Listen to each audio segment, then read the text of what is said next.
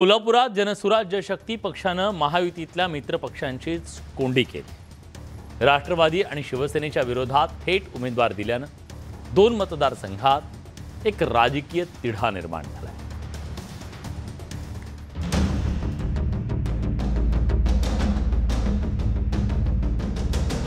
जनसुराज्य पक्षाचे संस्थापक अध्यक्ष विनय कोरे यांनी चंदगड आणि करवीर मतदारसंघात महायुतीचं टेन्शन वाढवलंय।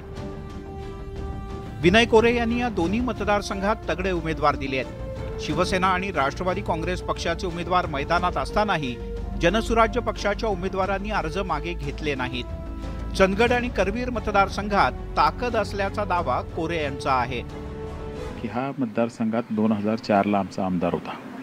त्याच्यानंतर दोन निवडणुका जवळजवळ आम्ही हा मतदारसंघ लढवलेला आहे आणि असं काही वेगळं नाही। आणि अनेक जीवाभावाची माणसं कार्यकर्ते आज जनसुराज्य म्हणून आजही या विभागात काम करतायत। जनसुराज्य पक्षाचे उमेदवार मानसिंग खोराटे यांनी मतदारसंघात जोरदार मोर्चे बांधणी केली आहे। त्यामुळे निवडणुकीत चांगलीच चुरस निर्माण झाली आहे।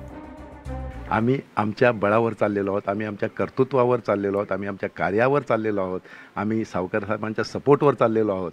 त्याच्यामुळे आम्हाला कुणाचं काय चाललं इकडे आम्ही लक्ष न देता आम्ही आमचं काम करत आहोत आणि त्याच्यामुळेच आम्हाला हा प्रतिसाद मिळत आहे।